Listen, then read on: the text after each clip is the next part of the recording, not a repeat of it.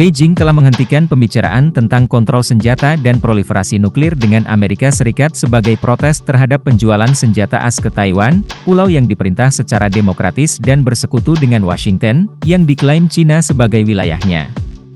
Keputusan ini diumumkan oleh Kementerian Luar Negeri Cina pada Rabu, 17 Juli 2024, menghentikan pembicaraan awal tentang senjata nuklir di tengah ketegangan yang semakin meningkat antara Cina dan AS. Kedua calon presiden AS saat ini juga menyerukan peningkatan pembatasan perdagangan dan upaya untuk menahan pengaruh Cina di Asia Timur.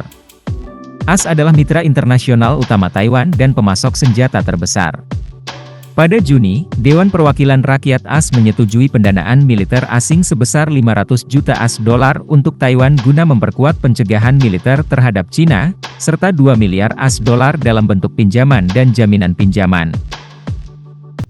AS juga menyetujui 300 juta AS$ untuk suku cadang dan perbaikan jet tempur F-16 milik Taiwan. Juru bicara Kementerian Luar Negeri Cina, Lin Jian, menyatakan bahwa AS terus menjual senjata ke Taiwan meskipun ada penolakan kuat dari Cina dan negosiasi berulang kali. Akibatnya, pihak Cina memutuskan untuk menunda diskusi dengan AS tentang putaran baru konsultasi mengenai kontrol senjata dan non-proliferasi. Tanggung jawab sepenuhnya ada di pihak AS, katanya, dilansir The Guardian. Lin mengatakan bahwa Cina bersedia menjaga komunikasi mengenai kontrol senjata internasional, namun AS harus menghormati kepentingan inti Cina dan menciptakan kondisi yang diperlukan untuk dialog dan pertukaran. Menanggapi hal ini, juru bicara Departemen Luar Negeri AS, Matthew Miller, menuduh Cina mengikuti jejak Rusia dengan menjadikan negosiasi kontrol senjata sebagai sandera dari konflik lain dalam hubungan bilateral. Kami berpikir pendekatan ini merusak stabilitas strategis, meningkatkan risiko dinamika perlombaan senjata, kata Miller kepada wartawan.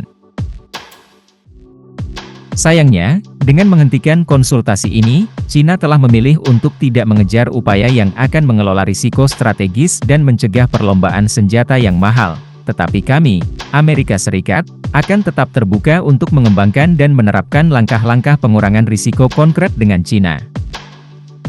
Cina diperkirakan memiliki 500 hulu ledak nuklir, namun Departemen Pertahanan AS memperkirakan Beijing akan memproduksi lebih dari 1.000 hulu ledak pada tahun 2030.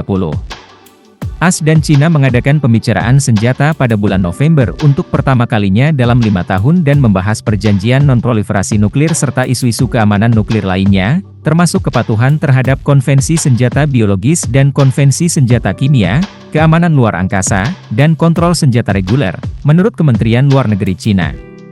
Donald Trump telah memberi sinyal bahwa dukungan AS untuk Taiwan mungkin akan datang dengan harga yang lebih tinggi di masa depan, dan menghindari pertanyaan apakah AS akan membela Taiwan jika terjadi invasi oleh Cina. Taiwan harus membayar kita untuk pertahanan, kata Trump. Kita tidak berbeda dengan perusahaan asuransi.